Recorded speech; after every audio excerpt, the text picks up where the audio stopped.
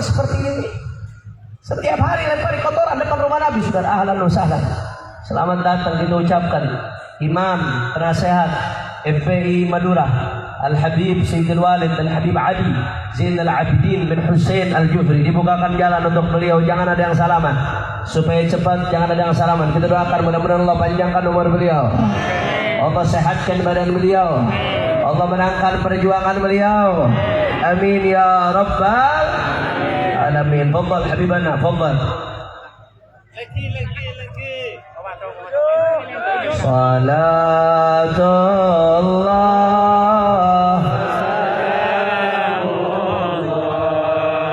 ala taha rasulillah. Salatullah salamullah ala yasin habibillah. Salatullah salamullah ala taha rasulillah. Salatullah salamullah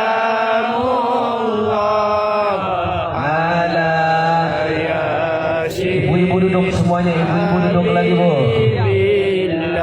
Lanjut atau jangan? Lanjut atau jangan? Takbir. Sallu ala Nabi Muhammad. Allahumma salli barik alaihi. Saudara, kalau kita lihat perjuangan kita saat ini, cobaan ya memang ada, rintangan ya memang ada. Tapi kalau kita lihat perjuangannya Nabi, dari Allah, perjuangan kita nggak ada apa-apanya dibandingkan dengan perjuangan Rasulullah SAW. Tadi saya sudah ceritakan bagaimana Abu Lahab melempari kotoran di depan rumah Nabi, saudara. Belum lagi kalau bicara Abu Jahal, saudara, Asyaki Abu Jahal, apa yang dia lakukan? Dia berdiri di depan Ka'bah. Saat itu Rasulullah sedang sujud, saudara. Rasulullah sedang bersujud. Dia berdiri di depan Ka'bah. Dia katakan, siapa yang bisa ngambil kotoran onta dari Bani Fulan?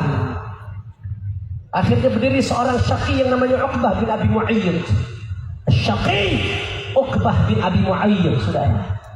Dia berdiri, dia ambil kotoran onta, saudara, dari kampung sebelah. Dia datang, dibawa kotoran onta yang najis tersebut. Rasulullah dalam keadaan sujud dilempari kotoran onta, saudara. Ini yang dilempari kotoran onta Nabi Muhammad. Kulit yang suci, saudara. Kulit yang tidak pernah dihinggapi lalat. Lalat tidak pernah hinggap di kulitnya Rasulullah. Yang keringatnya lebih wangi dari misik, saudara. Kulit yang kita berangan-angan untuk menciumnya. Kulit yang tidak akan pernah dibakar api neraka. Kulit yang ketika Jibril tidak mampu menembus Sidratul Muntaha, yang menembus kulitnya Sayyidina Muhammad. Kulit ini dilempari kotoran, saudara. Kulit ini dilempari kotoran, saudara. Sahabat saat itu masih sedikit, masih minoritas, masa Mekah awal-awal. Rasulullah tetap sujud, di atasnya banyak kotoran saat itu, saudara. Sampai datang putri tercinta Sayyidatuna Fatimah Zahra radhiyallahu anha, neneknya para habaib, saudara. Darah dagingnya Rasulullah, dengan tangan mulianya beliau bersihkan kotoran dari atas ayahnya, saudara. Yang bersihkan tangannya Fatimah, tangan yang suci, tangan yang mulia, tangan neneknya para habaib, membersihkan kotoran. Siapa sekarang Habib Kiai yang mengalami seperti ini, saudara? Kulli, katakan kepadaku, siapa Habib Kiai ulama yang mengalami seperti ini, saudara? Akhirnya setelah dibersihkan oleh Sayyidatuna Fatimah, bangun Rasulullah dari sujudnya, saudara. Beliau salam. Setelah beliau salam, beliau angkat tangannya. Disumpahin orang-orang Quraisy oleh Rasulullah. Allahumma alaika bimala'in min Quraisy. Allahumma alaika bimala'in min Quraisy. Allahumma alaika bimala'in min Quraisy. Ya Allah, hancurkan sekelompok orang Quraisy itu, ya Allah. Ya Allah, hancurkan sekelompok orang Quraisy itu, ya Allah. Ya Allah, hancurkan sekelompok orang Quraisy itu, ya Allah. namanya sebagian disebutkan oleh Nabi. Fasammahumun Nabi. Sebagian namanya disebutkan oleh Nabi. Allahumma alaika bi Abi Jahal. Allahumma alaika bi Uqbah bin Abi Mu'ayyid.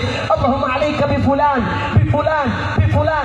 Nama-namanya disebutkan oleh Nabi. Ya Allah, hancurkan Abu Jahal ya Allah. Ya Allah, hancurkan Uqbah bin Abi Mu'ayyid ya Allah. Ya Allah, hancurkan fulan, fulan, fulan. Dan nama-nama yang disebutkan oleh Nabi mayoritas mati mengenaskan ketika perang Badar, saudara. Allahu Akbar. Ya Allah, ini yang dialami Rasulullah, saudara. Makanya tadi kalau kita dengar cerita ini, ada satu kesimpulan yang penting. Jangan ada sebagian orang selalu mengatakan Rasulullah itu nggak pernah nyumpai. Rasulullah itu walaupun dizalimi selalu mendoakan yang baik. Ente ngajinya nggak tuntas. Rasulullah itu ada kalanya mendoakan yang baik seperti waktu di Taif. Rasulullah Allahumma hadi qaumi fa innahum la ya'lamun di Taif, karena memang mereka orang-orang nggak tahu. Tapi kan ketika menghadapi orang-orang yang memang membangkang seperti kufar Quraisy, padahal mereka tahu mukjizatnya Nabi, bukti-bukti kebenaran Nabi, Rasulullah nggak doain bagus, saudara. Disumpahin oleh Rasulullah, Allahumma alaika bimala'i min Quraisy. Dan ini diizinkan oleh Al-Quran. Al-Quran memberikan dua pilihan bagi orang-orang yang dizalimi. Antara satu pilihannya dia mau memaafkan, itu bagus dan itu dicontohkan pernah oleh Nabi, atau yang kedua dia mau membalas, saudara. La yuhibbullahu al-jahra bis-su' illa man zulim. Diizinkan oleh Allah Subhanahu wa taala, dan ini pernah dilakukan oleh baginda Nabi besar Muhammad sallallahu alaihi wasallam. Makanya di zaman ini terjadi begitu ada habib kita, ulama kita, tokoh kita, panutan kita dizalimi, saudara. Beliau nggak mau terjadi pertumpahan darah. Andai saat itu ketika beliau dizalimi, beliau umumkan jutaan umat akan kumpul, mungkin di Jakarta akan terjadi pertumpahan darah, saudara. Tapi beliau memilih untuk taat hukum, masuk ke penjara, menjalani hukuman, saudara. Diserahkan kepada Allah, diangkat tangannya, dijaga, diangkat tangannya. Apa yang terjadi? Orang-orang yang menzalimi beliau saat ini satu persatu diperlihatkan oleh Allah, saudara. Satu persatu diperlihatkan. Banyak yang mati tidak wajar, saudara. Ini warisan dari kakeknya baginda Nabi Muhammad. Warisan dari baginda Nabi Muhammad sallallahu alaihi wasallam. Kata aja. Oh, kalau kita mau bahas bagaimana perjuangan Nabi, nggak akan cukup waktu kita, saudara. Kalau kita mau bahas bagaimana pengorbanan Nabi, wallahi waktu kita nggak akan cukup, saudara. Karenanya, saudara, malu kalau kita mengeluh dalam perjuangan, malu kalau kita merasa banyak tantangan, banyak rintangan, lantas kita mundur, malu, saudara. Wallahi yang saya alami, yang para kiai habaib alami saat ini, tidak ada apa-apanya dibandingkan Rasulullah. Begitu pula sebaliknya, malu kalau ada yang mau sombong, merasa paling hebat perjuangannya. Saya sudah di penjara, saya sudah berjuang, saya di FPI, akhirnya sombong, saudara, mau gagah-gagahan gara-gara berjuang. Malu karena perjuanganmu tidak ada apa-apanya dibandingkan Rasulullah. Malu, saudara. Ini fungsinya kita hadir maulid Nabi, saudara. Malu terbitu bihi fuadak, supaya hati kita mantap iman Allah. Oleh karena itu saya ingatkan di majelis yang mulia ini, al-ulama atatul anbiya, ulama warisnya para nabi, saudara.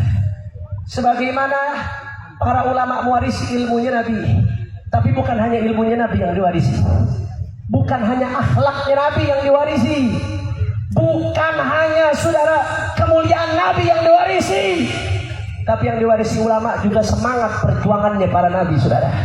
Jangan lupa, Nabi bukan hanya zikir, Nabi bukan hanya dakwah, tapi Nabi juga semangat amar ma'ruf nahi munkar dan berjihad di jalan Allah, saudara. Jangan bicara waris Nabi hanya soal ilmu dan kehormatan saja, tapi lupa semangat perjuangannya tidak diwarisi dari Nabi, saudara. Dan bukan hanya itu, al ulama warasatul anbiya, yang diwarisi para ulama juga resiko perjuangannya. Sebagaimana dulu Nabi dicaci, dimaki, dihina, dibilang majnun, dibilang sahir, dibilang penyihir dan lain sebagainya. Saya mau tanya, jawab reng metura yang kompak. Saat ini ulama yang dicaci, dimaki, dihina banyak atau tidak? Banyak atau tidak? Itu warisannya Nabi Muhammad. Tinggal pilih mau ngikut warisnya Nabi atau mau jadi pewarisnya Abu Jahal yang nyaci maki ulama. Tinggal pilih, sudah. Tinggal pilih.